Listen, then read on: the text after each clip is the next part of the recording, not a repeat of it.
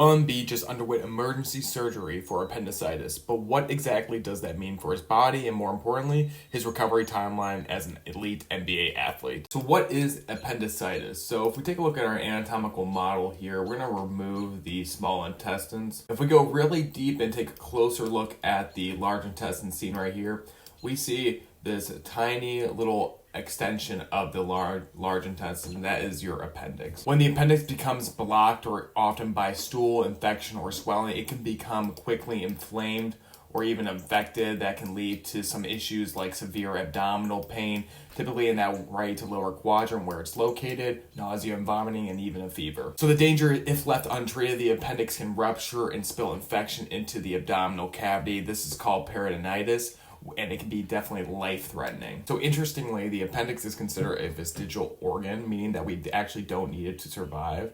So when it does become inflamed, like it did in this instinct for Joel Embiid, removing it is usually the safest option. So in Embiid's case, the key word is emergency. So when the appendicitis is diagnosed, surgery called appendectomy is typically done to quickly prevent this rupture. This surgery's primary goal is to remove that appendix and remove that due to the fact that it is inflamed so that it does not cause any more harm to the internal organs of the body. So what does recovery look like for someone like Joel Embiid? If no rupture, the best case scenario is that there's light activity within the first few weeks, return to training in 2 to 4 weeks, and then full return to play in 3 to 6 weeks. If there was a rupture, recovery can easily extend to about 6 to 8 weeks, maybe even sometimes longer. So for NBA players, the biggest concerns are core strengthening, so abdominal muscles that are involved in everything, conditioning loss, as well as a risk for hernia at the incision. The reason this is a big deal, and especially for return to play, is that the abdominal region is crucial for stability,